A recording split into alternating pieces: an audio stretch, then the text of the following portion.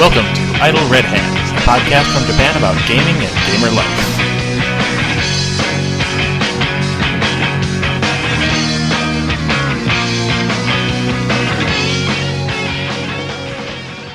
Welcome to the Idle Red Hands. I'm Jeremy, and today we're doing something a little bit different. I have with me Nick. Say hello, Nick. Hello, Nick. Today we want to talk a little bit about a setting and a game world that we've been playing in recently, which is Malifaux. The company Weird has developed a miniature skirmish game, which is on its second edition. Let's talk a little bit about the setting of that world. It's maybe mistaken from the look of some of the miniatures as a steampunk world or something along those lines, but they've come up with a much better explanation and a much more magical setting. My initial forays into it were definitely a steampunk world, is what I saw it as. But as I kind of got into it more, it definitely covers a lot of genres and really mixes and blends them, but quite seamlessly as well, which is definitely a great job that Weird have done. The actual setting itself is the turn of the 20th century. What has happened is a great portal has opened. Some magic users from long ago opened up a portal, and now many humans go over to this other world, basically mining for what's called a soul stone, which is basically a very precious artifact that allows them to use magic. Right. Things like that. It's a great excuse to kind of stop the development of technology. So they'll never be thinking machines or computers because they have this magical element soulstone that they can power not only weapons but machinery and automata. So and it's a great setting. It reminded me a little bit of the setting for Mutant Chronicles. What they did, they had to come up with an idea why they're not going to have computers, why they're going to take a step back, and diesel engines are going to be the highest tech. Yeah. And so using the discovery of Soulstone. So you've got this portal, and so Malifaux is the city or the setting, the settlement, right, that happens on the other side of this portal. That's right. Malifaux is the name of the city that's right next to the portal. It is a mirror of Earth. And there's lots of buildings that are scattered throughout the city that kind of represent a good representation of many, many cities, famous European cities from around Europe, around that time and period as well. But inside the city, everything's not quite as it seems. So the city itself is perhaps about 25% settled by people from Earthside. Right. The whole city is controlled by a faction called the Guild. They're your basic, not just basic, but they are an authoritarian group who just hold territory with an iron fist. Right. But they only control about 25-30% of the city. The rest of the city is in complete ruin. There's lots of sewer underways that no one really knows the full layout of. And there are lots of people, actually residents there, who live in squalor. But what is more important is perhaps in those areas as well, you have the natives of Malifaux, the Neverborn. These are basically nightmare creatures. A lot of them reflect mythology and monsters from Earth culture.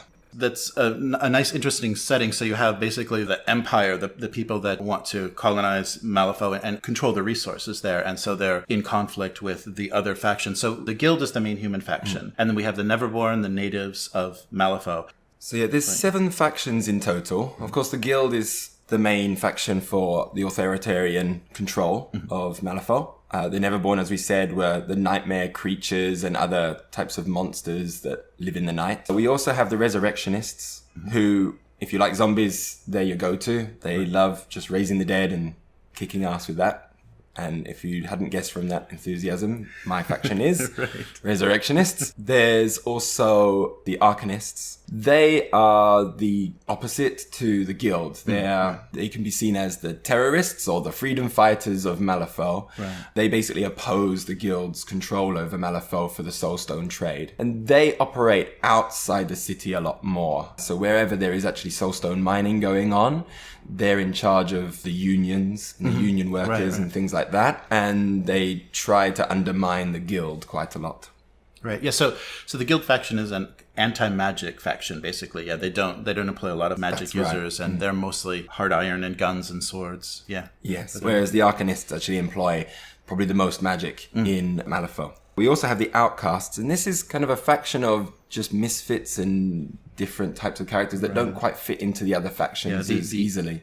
And the rest. And the rest kind of group. Yeah. There's a lot of like mercenary captain groups. A lot do cover the mercenaries. There's the new bandits as well. But you also have things like the basically the Pied Piper of Hamelin, and his name is Hamelin, Right. and he does all of those sorts of things, plus also a guy who is basically a body hanging from a tree that somehow mysteriously came back alive and is now terrorizing everybody, and he somehow fits into the same crew as the hired guns and things. Then we get onto the Ten Thunders. They're an interesting faction because they actually are mingled with all of the other factions. They're the ones that have Eastern cultures. I see Japan, China, and I think like Malaysia is kind of where their themes are. But they have like fingers in all the factions. So they have a lot of these dual faction masters. The whole idea of them is they're also trying to vie for control of Malifaux against the guild, but they're doing it in a much more kind of secret society type of way. Finally, there is also the Gremlin faction. This one is perhaps the weirdest, to make a bad pun. They're also natives of Malifaux. They're also natives of Malifaux, but whereas the Neverborn are these scary nightmare monsters, I think Gremlins kind of represent the lighter side of Malifaux. They're hillbilly hicks that live in the swamps. Right. These little green guys that like to get drunk and just kill things as they come. Right. But yeah, they're fun too. And they have like a Warhammer orc kind of aesthetic. Like, the troops are very disposable, and hurting themselves is always a useful mechanic. Yeah. There's definitely a lot of self-harm going on in the Gremlin faction. They're a lot of fun to play. A lot of people, I think, joke about they are the easy faction to use because there are a lot of glass hammers in there. So let's talk a little bit about the mechanics of the game. I think that was the first thing that initially attracted me. I liked the setting, and I liked some of the kind of weird Wild West things I saw with the guild, but it was ultimately the mechanics of the game that made me want to play. As opposed to a lot of other skirmish games that are using dice, Malifaux uses a deck of cards that they call the Fate deck. And so it kind of connects to the whole magic of the setting itself. So you're playing with basically a standard set of playing cards where the suits have been changed to fit the symbols and the iconography of Malifaux itself. That's right. And initially, actually reading about it, it was a turn-off for me. Oh, really? The way I got into Malifaux was I was a big Warhammer 40,000 player. I love playing 40k. Being in Japan, space is always an issue. Yes. And then as soon as you have family, that space becomes a bigger issue. Right. So I started researching into games that used... I really loved miniature games. So I started researching into games that I thought I might try out. And one of those was Infinity, and the other one was Malifaux. I initially, looking at Malifaux, it uses the card-based system, a deck of cards. I initially thought, I'm going to miss my dice. I love that feeling, because I'm also an Imperial Guard player from 40k, and getting that handful of 40 dice and then just dropping them on the table just feels so good. So I thought I'd miss that a lot. But once I got basically the starter set for Malifaux and actually tried out the mechanics, it was really exciting and got me really excited into the game. But yeah, it basically uses a deck of cards, and I would say that there's an element of poker involved. And just like with dice, you use the result of the number of the card rather than the number of the dice to work out successes and failures of certain abilities. But what's different from dice games is that you are able to change results that you play. And that's where the poker element comes in, because at every turn you only have a limited number of these. And then as the game is progressing, as the turn is progressing, you start using these more often, you start dwindling your resources. Yes. Then the other player might be pulling out some crazy moves against you, and you have no defense against it because you've used up all your cards. So knowing when to hold back your cards and when to use them is a wonderful strategic feel to the game. Yes. The biggest frustration of dice, and especially like a game like Blood Bowl or something, where the complete randomness can sabotage everything that you're doing, whereas with the hand of cards and the mechanic they call cheating fate, so that you're using a fate deck and you have a hand of 6 cards that you can play against whatever you flip from the top of your deck, and so you're able to mitigate the bad luck a little bit and get something done when you want it to be done, but ultimately then it's within the timing of the game and actually how successful it was that it makes it, whether it's worthwhile or not, because now you're holding no cards until the next turn. And I guess we can talk a little bit about the structure of the game. Each match is 5 turns. To determine the size of the gang you're playing, they use soul stones as a measurement. So each unit is worth a number of soul stones, and you can play a 30 or 35 or up to 50 soul stone game. And that'll give you, depending on the faction you're playing, anywhere from 7 to 20 units. There's a lot of smaller units on the table all at one time. So yeah, it makes a nice variety of the game, but also you need to plan your strategy because the game has a pretty severe time limit. I would also say, I think what really drew me towards this more than others is, again, from the 40k aspect. I love list building. Once you found that good list, you would stick to that one list. And I think a lot of tabletop miniature games, you'll have those times where it's all about killing and you've worked out your best list and you're not going to be changing much from that unless you're playing against a certain enemy perhaps or a certain opponent. Whereas in Malifaux, what I think is very, very important is right at the beginning of the game is you declare your faction. Then you find out what your strategy and schemes are for the game. And basically your strategy is something that you're both playing towards. And schemes, you draw 4 random schemes. You are able to pick 2 of them and keep them secret from your opponent. And so you're playing towards those schemes in secret. And that's again where some of that poker element comes in, where you're trying to bluff things throughout the game. And certain models are going to be better at certain schemes than others. And so once you have those strategies and schemes, you then build your crew. You choose your master, and then you choose all of the models that are under that master. And so that means that any 2 games are never the same.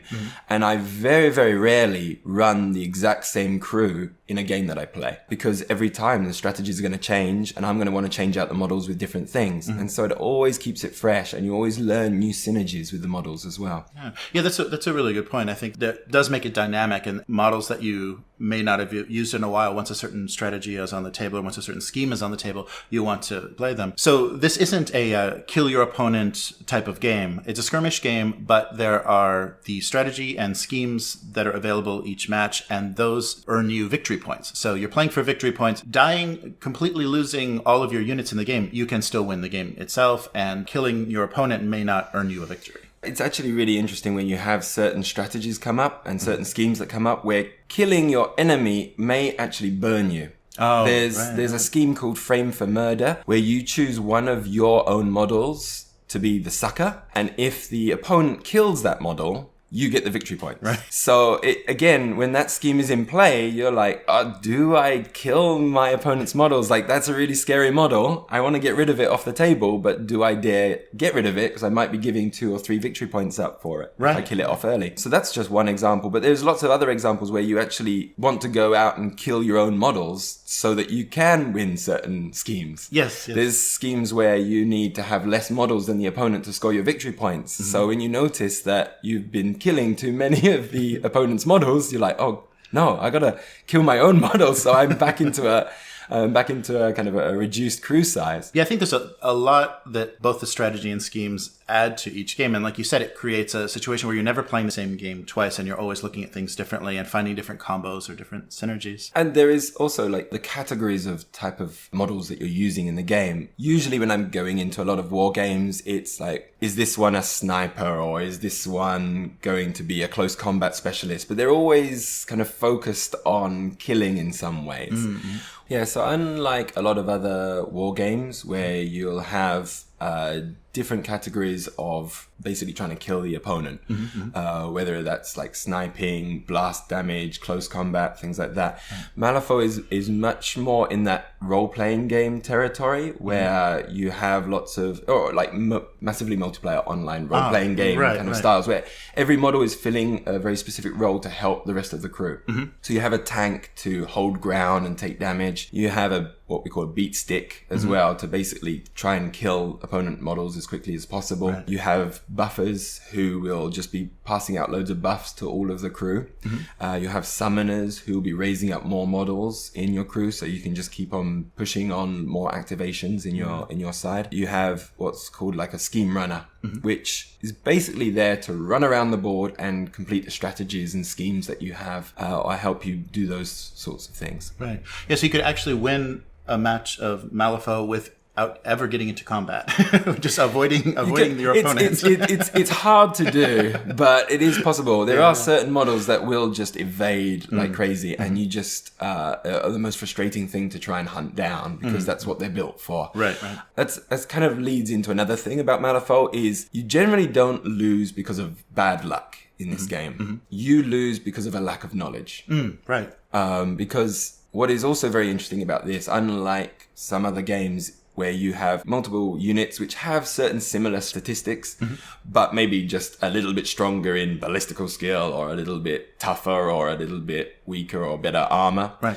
Every model is really unique in this game because they all have lots and lots and lots of abilities that are very unique to the model. Yes. And so learning what your crew can do is really, really important. And it does take a long time to learn those synergies and learn how the game feels with your crew. Every master and every crew that you run is going to feel completely different. And you have to relearn so many things when you're using a new master. Yeah, I think that was something I've kind of been dealing with. So originally I went for guild crews, and I'm learning those, and it would be fun to have some variety, but I still don't know my beginning crews well enough yet to even imagine learning a new master and trying to figure out how a different mechanic would work. Part of the reason I went with guild is it's the very, human fighter choice. It's pretty straightforward, and there weren't any complicated mechanics when I was looking at Neverborn or Gremlins or some of the factions. There's some very complicated things that you need to have happen in a certain order, certain combinations to be very effective, and I wasn't anywhere near getting my head around There's that. certainly a lot of what you would call a starter master compared to the masters you don't want to be touching if you're a new player. Right. So Guild is a very, very good starting base because you have some of the characters, the masters that you might choose is like Lady J, who's basically just this woman who runs up and punches you in the face. Right. Or just kills you with swords and is just crazy strong. Yes. And I keep on getting smashed by her quite a lot. You also have Sonia Creed, which I think you run as well a bit, who's just a straight up damaging magic user. Right. Who's just basically a ranged damager. So fairly straightforward, but also has some really, really cool abilities in her powers as well. So it's an easy one to learn, but again, it's also still hard to master because there's so much that you can do with them. And then you get onto the stuff that's really, really complex. So I've got one of my gremlins is Zip, the Rocketeer. Oh, yes. In gremlin form, who basically flies around on the jetpack and is constantly yammering, causing the opponents to lose concentration on trying to score their strategies and things. And he's got all these crazy abilities that is just there to mess with the other crew and stop them from scoring victory points. He's got a lot more delicate finesse to work out how he plays. And so I've played him a couple of times, but I have absolutely no idea how to use him properly yet. Of course, because it's a skirmish miniatures game, the models were something that brings a lot of people into the game. Malifaux is on the second edition now, and they've moved to all plastic models. And the first edition metal models were a big reason why I didn't jump in right away. And they've moved to kind of a computer design assisted, nice plastic model design. But as we've talked about on many occasions, they're a bit difficult to assemble at certain times. They are really hard. Like they make you, I came from GW kind of background of buying all my models there, and it's like, clip with big clippers and I can get away with that and it all fits together rather nicely. Even the fiddly stuff like the Imperial Guard is still relatively easy to do when compared to Malifaux, where I get a gremlin which is the size of like a Gretchen in Warhammer 40k, but it comes in 8 parts. Right. And literally I think I've got a zombie chihuahua for my resurrectionists. And it literally is a chihuahua. It's the tiniest model I have in any war game. And that came in 4 parts. Its tail and its leg was separate. And the leg is literally this tiny, tiny little thing that if you thought it was just like an extra bit of plastic that was just literally like flash on the end of the sprue. And you're like, no, that's his leg. And you're like, oh God. So it is a really, like, it's not for the faint-hearted when it comes to building the models. Yes. Yeah, some of the sprues are very intimidating because you see certain things broken into so many tiny pieces. And I think that might be just part of the medium, the part of the, they're designing it in the computer and they're trying to think that the best way to use the plastic, the best way to actually be injecting these models, and so they're breaking things up. But when it comes to actually assembly, I think a company like Games Workshop has more experience about where you want to put seam lines and how you want to put things together, and you don't want to separate things into such tiny components. Yeah, and also I think the difference there as well is the GW does the heroic scale, where everything's kind of big, bulky man that's true. Style. So they're already quite bulky and it's easier to fit those things, whereas you do have a lot of the spindly style in Malifaux.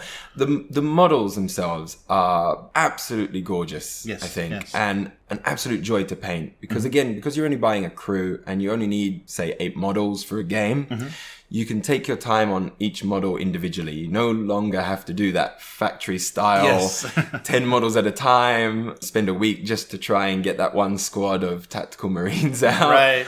It is a case of, this zombie, I'm going to just, even a zombie, I'm going to sit there and take time on it, make it look beautiful. And the variety in the game as well gives you a good chance to really, really explore your painting skills, I found. They did a wonderful job. The art and the design of the characters is captured very well in the miniatures. And sometimes that's not the case, especially when you're going from artwork to digital design. Sometimes it gets sterile and things get lost in the poses and the expressions. But they did a really great job with the minis. Yeah, pretty much actually all of the art that you see in Malifaux is directly represented into the model. Yes. So whatever pose they're holding and whatever look they've got in the art, that's what the model looks like. Right. There is a couple of moments where it's gone a bit different, but generally that is true for most of the models. And that's nice when you have multiple poses of the same type of unit, because then the art representing them on the card matches their pose, so you don't have to write number 1, number 2, number 3 on the bases as you do with some games where you actually have identical poses, identical casts. That's right.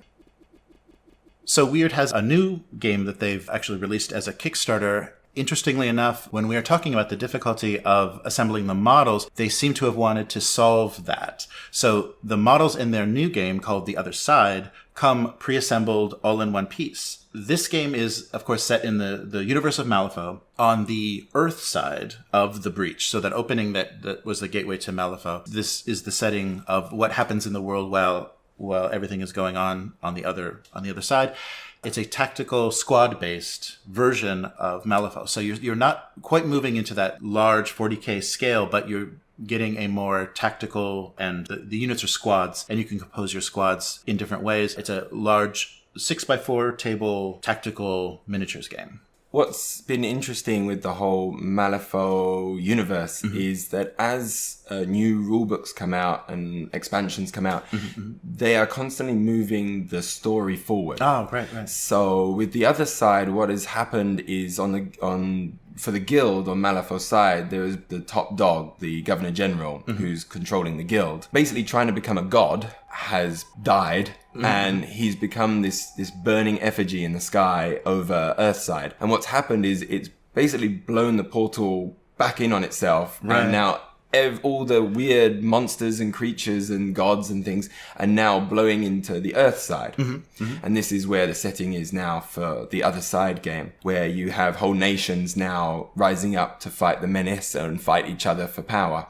And so initially it's basically the main breach has come up in London. Yes. And so they've got planned for releases 4 factions. Yes, yeah. So the first faction, the main faction, I guess you would call her the most bog standard kind of faction, is the King's Empire, who is basically the British forces that have gone, the guild ain't doing it for us anymore. We are going to take control of our country again. And so you basically have a shooting army based off of basically an early 20th century British army. There's a kind of a mixture of ages in there, I think, and some high-tech stuff and low-tech things as well. But they're generally just a big shooty army. Then you've also got the other human side is Abyssinia, and this is the one that really piqued my interest in terms of just image and style. And they're basically a Nigerian high-tech nation. So they're a bunch of Nigerian tribes that basically harness soul stones to really push technology as far forward as possible. And they just have these really interesting styles. And I personally have a very big interest in things like African music and some culture and things. So it's nice to finally see like a war game incorporating a bit more of kind of African nations that's not a historical game. Yeah, that's great. That is a rare thing to see, and it's great to see them represented as one of the major factions. And the setting or their kind of inspiration reminded me of the Marvel setting of Wakanda, the Black Panthers,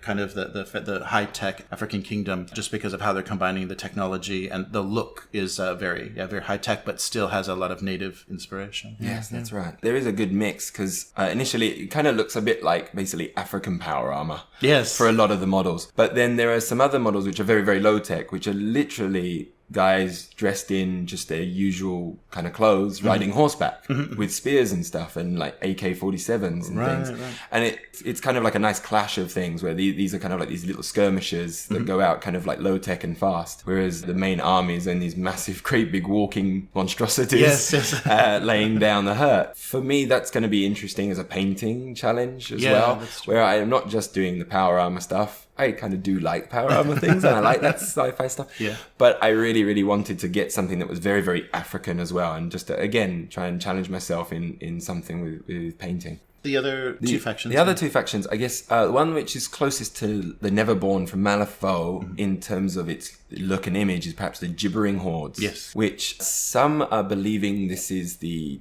tyrant god Myrmidon, which has had mention in Malifaux, but hasn't really come up at all, because these are basically a bunch of sea monsters and sea creatures. Right. Just pouring into London, in England mostly, and around the world. And they're led by creatures that are similar to mythic lore of things like Poseidon. Right. There's like a female Poseidon leader, and there's all these models. They even have like the street sharks. If anyone knows the old 90s cartoon series, they basically have the street sharks as one of the commanders for their side. And they're all about basically just swarms. As they come forward, they die, and more come on. Right. So you get to just constantly put your models back on the table as they keep dying, kind of thing, to represent this kind of swarming effect. Right. So cheap regenerating units, or they seem fun in that sense of just they do turn me on in that Imperial Guard sense of like just having lots of models on the table and just feeling good about it, kind of thing, and then just moving and pouring forward. And so you got nice big monsters in that. That's kind of cool. Great. Then I think perhaps the most striking faction that they've got going is the Cult of the Burning Man. Yes. So after the burning effigy in the sky appeared over London, a lot of people went a bit crazy and mad and started mutating. And I think this is perhaps where you can draw some comparisons to Chaos in Warhammer and 40k, where they're all getting mutated and weird monstrosities are coming out. And they've got some amazing models for these ones. And it's amazing to imagine that these models are cast as a single piece and don't come multi-assembled. Yes. Yeah, that's true. Yeah, some of the kind of demonic portals and even the possessed humans have very intricate, kind of complicated designs. And so things being cast in one piece, we're not dealing with that flat pose, one arm up, one arm down type of 90s miniature. These are very complicated poses, very dynamic, complicated poses, and they're going to need no assembly. And that was the other thing that came up with that, is they're actually using a softer plastic. So they're a little bit, there may be some new painting considerations, some priming considerations, some things you have to be careful of when we're doing painting, but this is like a whole next step for this company as far as the technology that they're using for their miniatures. I think they've been experimenting with this type of, I think it's like PVC plastic they're using. They did it a little bit in Malifaux. So there's like some special edition models, like Ionis, the Master of Time and things. He's just a one-piece model made of this PVC. And they also brought out the tortoise and the hare, which come as these one-piece models. Right. So they've been obviously experimenting with them for Malifaux, and then perhaps this is them building towards the other side. I think that's kind of good when you've got this large army where there are a lot of miniatures compared to Malifaux, and you can just take it out the box and play. Painting's going to take you some time, and there's going to be a bit of that factory feeling to the painting, but I think it allows a lot of people just to take it straight out the box and play straight away, which also kind of links in with the gameplay elements from what I've read. We haven't been able to play, of course, but I've been reading a lot about how the game works, and it does seem to be a toned down game of Malifaux. Right. But still keeping a lot of the strategic complexity. But again, keeping things very, very simple. So you just have a card representing your unit or your units on the table. There's lots of cards, and it has all the information on there about them and the things that they can do. And then everything else is done with tokens. So in Malifaux, there's a kind of a lot of scribbling down on your cards to make sure you know all about the conditions and what all of these different things can do, and remembering all the things that are happening. In this game, I think their main aim was to remove any kind of keeping track with writing. Instead of wounds, what you have is the number of models on the base. So generally in a fire team, you have 3 models on the base, so it's going to have 3 wounds. Right. And they're plug bases. So as soon as that fire team starts taking damage, you just remove the model. So it's a very, very visually easy system for control, seeing where damage is, which makes it interesting for commanders, because if you have a 1 model commander, it only has 1 wound. Yes. As well. So I'm very, very interested to see how they balance all of those things out. Yeah, I'm very curious too. And it does remind me that moving more towards using counters and tokens to represent things, it reminds me a little bit more of War Machine. You're seeing units on the table and they're surrounded by their activation tokens and the influence and things they've been given. I'm definitely looking forward to this system. And from what I've read as well, they do seem to be talking about making the entry into this game much easier by it not being as intimidating as Malifaux as far as the learning curve and what you need to understand about how to get your army to be very effective. Yeah, and I think they've taken an interesting stance with things like morale. Because there's one thing when you're playing a war game and all your models just run off the board, it just feels bad. Right. So what they've actually done is they've reversed that. Basically what happens is if you meet certain conditions, your unit becomes inspired. And then they can do all these extra new abilities. Basically, you turn the card over to be in the inspired state, and they get more powerful. Right. And they can do all these new things. So you're aiming to get those conditions off so you can inspire all your troops. And so rather than feeling bad that all your troops are running away, you actually feel great about your troops getting more inspired and doing more things on the battlefield rather than less. Yeah, I think that's a great approach, and I think they call it glory. I think that's Yes, that's that mechanic. Yeah. I think that's a great way to aim at a more positive response instead of kind of confronting the realities of war and realizing most of your units are going to see the first death and run for their lives. They do have tokens that basically debuff your troops in terms of morale. But it's just a debuff. There's nothing running off the board or anything like that. So it is literally, I think, shaken tokens you put down on the models. And I believe I'm not sure exactly how they work, but they might like reduce your acting values or things like that. Or you have to discard a card to remove the shaken condition. So I should say as well, again, just like Malifaux, it's using a deck of cards. And again, it's using the same symbols from Malifaux because they're iconic to the world. Right. I also read about a pin mechanic or a pinning mechanic. So you put pin counters on, so that limits their movement. So you can basically, so that adds a lot to the strategy of actually the movement on this larger 4x6 table is you're going to want to, reduce certain units' movement so they're less effective and you can keep them out of range just by, affecting their movement ability. That's right. And they also have like reinforcement tokens as well, where as long as you can keep your fire team, once your fire team is gone, if you have reinforcement tokens, you can bring it back on the board again. So even if you have that model that you really, really like and it's gone, there is a chance of actually bringing it back in the game. Because often what happens is you buy that new model, it's the first thing to die on the table, and you're like, I didn't get to use it at all. I know that so well. Yes. I did that to you in the last game we played, I believe. Yes. Maybe I think they're aiming for December. Oh, December. I believe it was December 2017 is their target. Great. And from looking at all the posts that we're doing on the other side, where I think you always expect it to be delayed. Right. Whatever expectations you expect to be delayed. Yes. But with Weird, they do have quite a bit of experience in the tabletop miniature market. Yes. And they'd already done quite a lot of work. I mean, all the models are rendered and they're building them. They just haven't finished all the production of all of those things. They're currently, all the reports on their playtesting is the rules are 99% complete. And all they're doing now is just adjusting certain statistics on the cards to make sure it's as balanced as they can get. And if it's anything like Malifaux, it's really how you use the models that determine how good they're going to be rather than being particularly OP. Right. So I'm hoping that they will still keep that balance of Malifaux, and that will definitely drive popularity with the game. Yeah, they've done a great job supporting Malifaux, the skirmish game, so there's always new storyline, new content, and new masters with new gangs coming out. So I hope they can do the same with another game, even though it's going to be a little bit larger scale, so there is going to be more involved in the production and maybe even the costs of having an other side army. But hopefully they'll be able to support and kind of enrich that storyline, and I think we're probably going to be getting more than the original 4 factions. Yeah, for that game. they're already talking about having the Ten Thunders style faction, which is going to be an Asian influenced faction, because everyone's pushing for that, and they want India. Like there's hints towards an Indian faction as well, or maybe that being linked in with the Asian faction and things like that, or even possibly in with the British King's Empire faction as well, as kind of colonial models and things. So there's a lot of room for expansion, and they've already got 2 other factions as well, which act as kind of mercenary factions for your armies. There's human side, and then there's kind of Malifaux side factions, which I believe are the guild. At the moment, the guild is actually renting out some of its warriors to Abyssinia and to the King's Empire. Yes.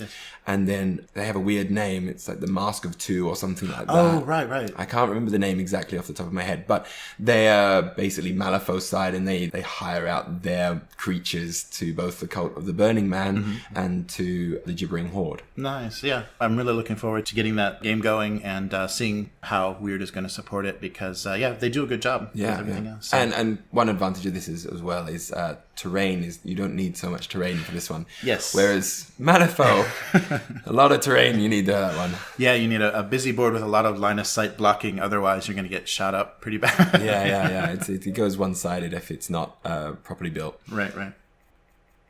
So to go along with the enjoyment of the kind of Malifaux lore and that setting in the world, Weird also has an RPG that is based in this world, and they call that Through the Breach. That's right. So again, it's exactly the same setting as Malifaux, but rather than you playing a skirmish game, you actually, with a bunch of friends, are people who are called Fated, who have now traveled to Malifaux and are going on adventures in the setting of Malifaux. The good thing about Malifaux is it is such a rich setting with so many things combining into it. There's Wild West, there's lots of kind of espionage going on, and dealing with authority, dealing with outlaws, going off of crazy hillbilly adventures with gremlins, dealing with nightmare monsters from everywhere, dealing with zombie hordes. So there's lots of things there, and there's a lot of lore going on. So it makes for a great setting for a role-playing game, and it really is only held back by your own imagination, or I would say the Fate Masters, who is the DM of the game's imagination. But it is also it's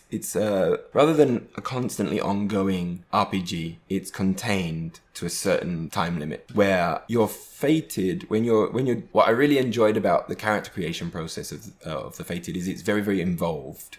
Whereas you're normally just like, I want to have these stats and I want to have these stats, and you kind of that's very, very good that you're building towards something that you want to play. There is a certain element of I want to say randomness in building your Fated, where you're actually doing a tarot reading. Oh, nice. With the cards. Yeah, that's great. And it really, really embodies the whole idea of Malifaux, where everything is connected with fate. And so you're doing a tarot reading that describes your character from birth to now. And you obviously have some choices in where things go, but it helps you really build the backstory of your character. Because just like in real life, you don't choose where you're born. Right. And things are the opportunities that always come up for you. But as you get older, you start to choose those things a little bit more. So it allows you to build that very three-dimensional character right from the beginning. Rather than going, I just want to be an archer who's great with a longbow. Right. It's like, oh, I was born as this type of person. When I was a teenager, I started to rebel in this fashion, or I started to follow up in this fashion, or do these types of things. And you build all your stats and abilities as a progression of your years, up to the point that you're going to Malifaux. Nice. And that kind of helps you decide your character and the history of your character. And straight away, right from the beginning, you've got depth there with the characters. Wow, and that's got to give you a lot of great hooks for role-playing your character. You know, you've got a lot of history and a lot of things you can kind of reach back for to decide, how they would behave. That's great. So does it use a card mechanic, or is it a D20 system? Again, just like Malifaux, it uses a card mechanic. You have one fate deck for the whole party that they draw from. And then they have their own special cheat deck as well. Now, the cheat deck is basically a reduced deck where you've prioritized certain suits in your deck to basically reflect your character.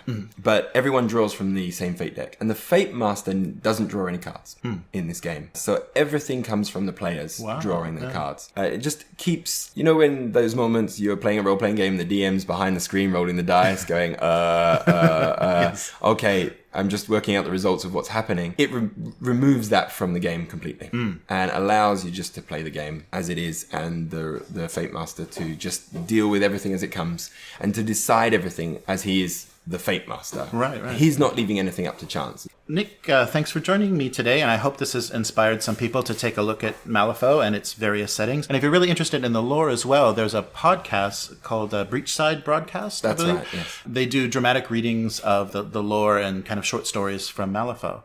So that's our overview of Malifaux. Thanks for joining us. I hope this gives you a little taste of the setting and gets you interested in the games. Thank you to Nick for being on the podcast. If there are any topics you would like us to cover in the future, please let us know in the comments. To support the podcast, please consider giving us a 5-star review on either iTunes or Stitcher. It would be greatly appreciated and will help us grow the podcast.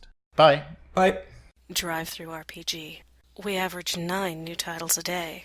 That's over 60 a week. And we've got well over 15,000 RPG titles online right now. Drive-through RPG. The one true source for RPGs.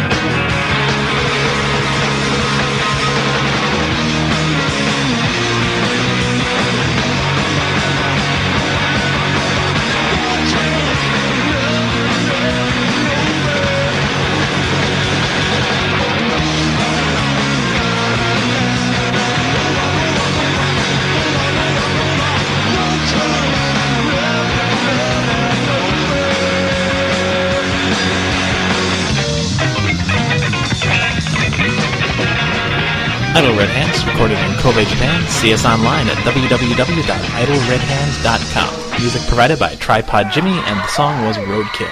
Hope you enjoyed it. See you next time.